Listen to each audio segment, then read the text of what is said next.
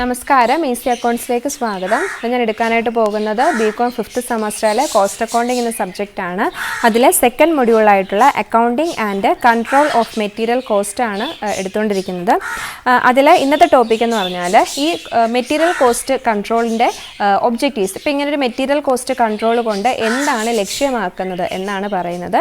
അപ്പോൾ നമുക്ക് അതിൻ്റെ ഒബ്ജക്റ്റീവ്സ് അല്ലെങ്കിൽ അഡ്വാൻറ്റേജസ് എന്താണെന്ന് നോക്കാം. നമുക്കറിയാം മെറ്റീരിയൽ കോസ്റ്റിൻ്റെ ലക്ഷ്യം എന്ന് പറഞ്ഞാൽ എന്താണ്? നമ്മളുടെ മെറ്റീരിയൽസിൻ്റെ കോസ്റ്റിനെ നമ്മൾ എന്ത് ചെയ്യുക, സേവ് ചെയ്യുക എന്നതാണ് അല്ലേ. ഒരുപാട് കോസ്റ്റ് ഈ മെറ്റീരിയൽ പർച്ചേസുമായി ബന്ധപ്പെട്ടോ അതിൻ്റെ ഇഷ്യൂ ആയിട്ട് ബന്ധപ്പെട്ടോ ഉള്ള ചിലവുകൾ ഒരുപാടാവാതെ അതിനെ കൺട്രോൾ ചെയ്ത് നമുക്ക് മാക്സിമം പ്രോഫിറ്റ് നേടുക എന്ന്, അധിക ചിലവുകളെ കുറച്ചിട്ട്, അതും അതിൻ്റെ പ്രോഡക്റ്റിൻ്റെ ക്വാളിറ്റിയിലോ അല്ലെ എഫിഷ്യൻസിയിലോ ഒന്നും മാറ്റം വരുത്താതെ തന്നെ കോസ്റ്റ് കുറച്ച് നമ്മൾ മാക്സിമം എന്ത് ചെയ്യുക, പ്രോഫിറ്റ് ഏൺ ചെയ്യുക എന്ന ലക്ഷ്യമാണ്. അപ്പം ഈ പറയുന്ന എന്താണ് നമ്മളുടെ മെറ്റീരിയൽ കോസ്റ്റ് കൺട്രോളിൻ്റെ ഒബ്ജക്റ്റീവ്സ്, ലക്ഷ്യം എന്താണെന്ന് നോക്കാം. പ്രധാനമായിട്ടും 10 ഒബ്ജക്റ്റീവ്സ് അല്ലെങ്കിൽ അഡ്വാൻറ്റേജസ് ആണ് പറഞ്ഞിരിക്കുന്നത്. അതിൽ ഫസ്റ്റ് പറയുന്നത് to make available the right type of material of required quality without any ഇൻറ്ററപ്ഷൻ.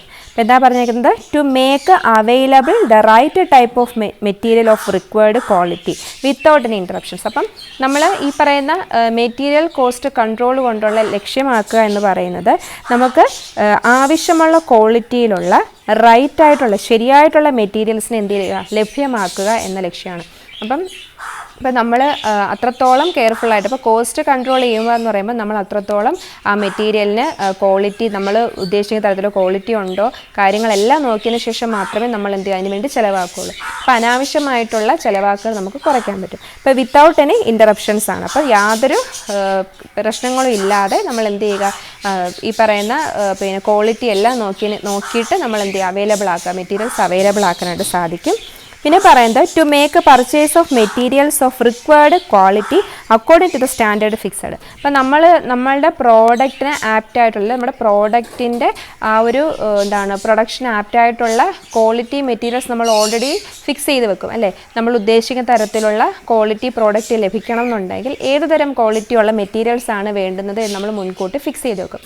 അപ്പോൾ നമ്മളെ സംബന്ധിച്ച് ഇങ്ങനൊരു മെറ്റീരിയൽ കോസ്റ്റ് കൺട്രോൾ ഉണ്ട് എന്നുണ്ടെങ്കിൽ നമ്മൾ മുൻകൂട്ടി ഫിക്സ് ചെയ്തിരിക്കുന്ന സ്റ്റാൻഡേർഡ് അനുസരിച്ച് നമുക്ക് ആവശ്യമുള്ള ക്വാളിറ്റി മെറ്റീരിയൽസ് വാങ്ങാനായിട്ട് സാധിക്കും. ഇപ്പോൾ യാതൊരു നിയന്ത്രണവും ഇല്ലാത്തൊരിതാണെന്നുണ്ടെങ്കിൽ നമ്മൾ ഈ പറഞ്ഞ പോലെ ക്വാളിറ്റിയുടെ കാര്യത്തിലൊക്കെ നമ്മൾ വളരെ ശ്രദ്ധിക്കാതെ നമ്മുടെ പ്രോഡക്റ്റ് നമ്മൾ അനാവശ്യ ചിലവുകളാകും. അപ്പോൾ നമ്മൾ ഈ പറഞ്ഞൊരു മെറ്റീരിയൽ കോസ്റ്റ് കൺട്രോൾ ഉണ്ടെന്നുണ്ടെങ്കിൽ നമ്മൾ മുൻകൂട്ടി ഇന്ന ക്വാളിറ്റിയുള്ള ഇത് മതി എന്നുള്ള കാര്യം നമുക്ക് ഫിക്സ് ചെയ്യാൻ പറ്റും. അപ്പോൾ അതനുസരിച്ച് നമുക്ക് എന്ത് ചെയ്യാൻ പറ്റും, ആവശ്യമായിട്ടുള്ള ക്വാളിറ്റി മെറ്റീരിയൽസ് നമുക്ക് വാങ്ങാനായിട്ട് സാധിക്കും.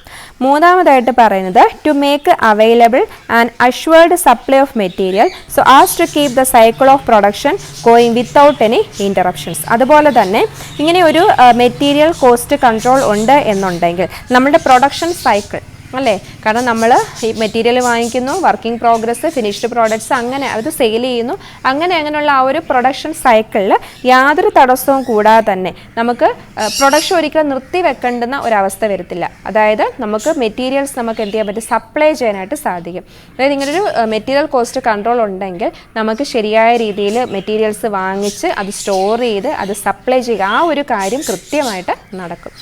അപ്പം ഈ മെറ്റീരിയൽസ് നമുക്ക് വേണ്ടുന്ന സമയത്ത് സപ്ലൈ ചെയ്യാൻ പറ്റിയില്ലെങ്കിൽ അവിടെ പ്രൊഡക്ഷനകത്ത് തടസ്സമുണ്ടാവും, അത് നമ്മുടെ ഓർഗനൈസേഷനെ ബാധിക്കും. അപ്പോൾ ഇങ്ങനൊരു മെറ്റീരിയൽ കോസ്റ്റ് കൺട്രോൾ ഉണ്ട് എന്നുണ്ടെങ്കിൽ നമുക്ക് മെറ്റീരിയൽസുകൾ വാങ്ങിക്കുന്നു, അത് സ്റ്റോർ ചെയ്യുന്നു, നമുക്ക് അതുപോലെ പ്രൊഡക്ഷന് ആവശ്യമായിട്ടുള്ള മെറ്റീരിയൽസ് ഇഷ്യൂ ചെയ്യുന്നു, മെറ്റീരിയൽസ് തീരുന്ന അനുസരിച്ച് നമ്മൾ വീണ്ടും എന്ത് ചെയ്യുന്നത്, പ്രൊക്യൂർ ചെയ്യുന്നു. അപ്പോൾ ഇങ്ങനെയുള്ള ആ ഒരു കാര്യം നമുക്ക് ഈസി ആയിട്ട് നടത്താനായിട്ട് സാധിക്കും. പിന്നെ പറയുന്നത് to ensure effective utilisation of materials.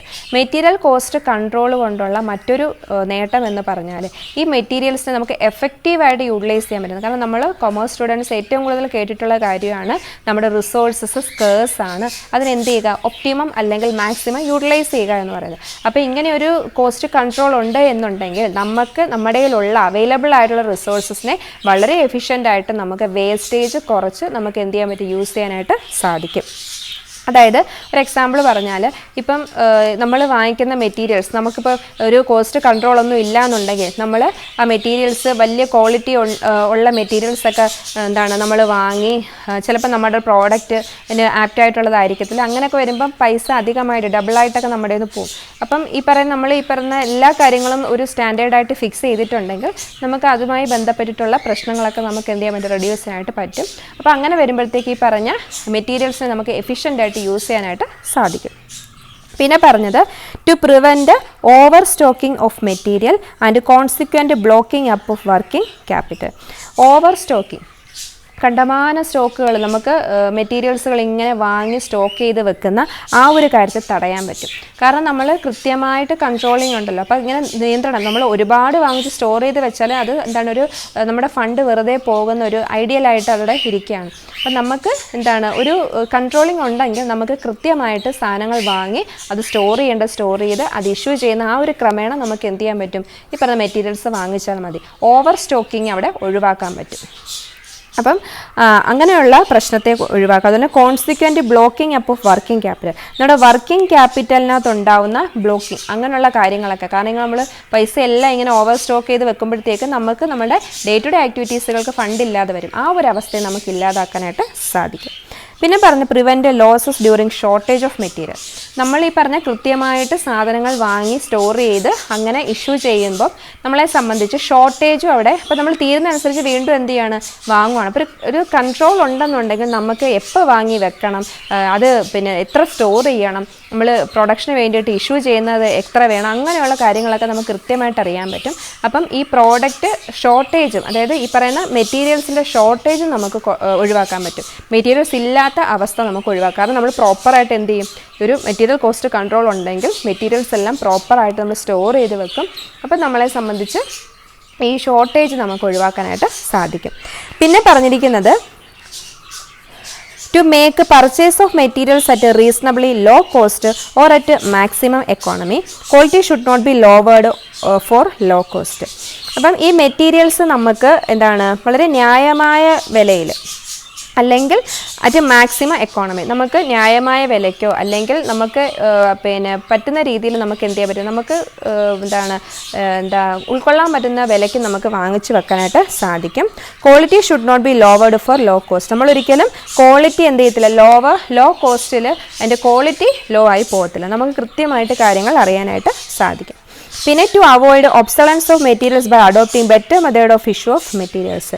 ഏറ്റവും നല്ല, ഇപ്പം നമ്മളിപ്പോൾ ഒരുപാട് ഓവർ സ്റ്റോക്കിങ് അല്ലെങ്കിൽ നമ്മൾ ഈ സാധനങ്ങൾ ഇങ്ങനെ വാങ്ങിച്ച് കൂട്ടി വെക്കുമ്പം ഇപ്പം ഈ കാലപ്പഴക്കം വരാം അല്ലേ. അപ്പോൾ നമ്മൾ യൂസ് ചെയ്യുന്ന മെറ്റീരിയൽസ് ഇപ്പോൾ മെത്തേഡ് ഓഫ് പ്രൊഡക്ഷൻ നമ്മൾ പഴയത് തന്നെ യൂസ് ചെയ്യുകയാണെങ്കിൽ ഈ പറയുന്ന മെറ്റീരിയൽസ് ചിലപ്പോൾ നമ്മൾ വാങ്ങിച്ച് വെക്കുന്നത് ഒരു പ്രയോജനം ഇല്ലാതെ വരാം. അപ്പോൾ അങ്ങനെയുള്ള പ്രശ്നങ്ങൾ നമുക്ക് ഒഴിവാക്കാൻ പറ്റും. ഇങ്ങനെ ഒരു മെറ്റീരിയൽ കോസ്റ്റ് കൺട്രോൾ ഉണ്ടെങ്കിൽ നമ്മളെപ്പോഴും എന്തായിരിക്കും, നമ്മൾ എല്ലാ കാര്യത്തിലും നമുക്ക് അറിയാൻ പറ്റും. ഈ പറയുന്ന ട്രെൻഡ് മാറുന്നതായാലും അങ്ങനെയുള്ള കാര്യങ്ങളൊക്കെ നമ്മൾ ഭയങ്കര വിജിലൻ്റ് ആയിരിക്കും. അപ്പോൾ ഇങ്ങനെയുള്ള പ്രശ്നങ്ങൾ നമുക്ക് ഒഴിവാക്കാൻ പറ്റും.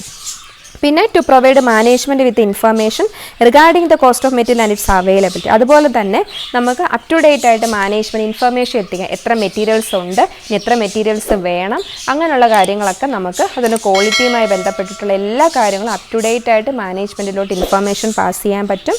ദെൻ ഏറ്റവും ലാസ്റ്റ് പറയുന്നത് to maintain the appropriate stock records which furnish the data relating to store quickly and accurately. അതുപോലെ തന്നെ ഇങ്ങനൊരു സിസ്റ്റം ഫോളോ ചെയ്യുകയാണെങ്കിൽ, മെറ്റീരിയൽ കോസ്റ്റ് കൺട്രോൾ ഉണ്ടെന്നുണ്ടെങ്കിൽ നമ്മൾ ഈ പറയുന്ന സ്റ്റോക്കുമായി ബന്ധപ്പെട്ടിട്ടുള്ള കാര്യങ്ങളെല്ലാം നമ്മൾ കൃത്യമായിട്ട് റെക്കോർഡ് ചെയ്ത് വെക്കും. അതായത് നമ്മൾ എത്ര സ്റ്റോർ ചെയ്ത് വെച്ചിട്ടുണ്ട്, ഇമ്മീഡിയറ്റ് ആയിട്ട് എത്ര സ്റ്റോർ ചെയ്ത് വെക്കണം, അങ്ങനെയുള്ള കാര്യങ്ങൾ കൃത്യമായിട്ട് നമുക്കൊരു റെക്കോർഡ് ഉണ്ടായിരിക്കും. അതും നമുക്ക് വളരെ മെച്ചപ്പെട്ടൊരു കാര്യമാണ്.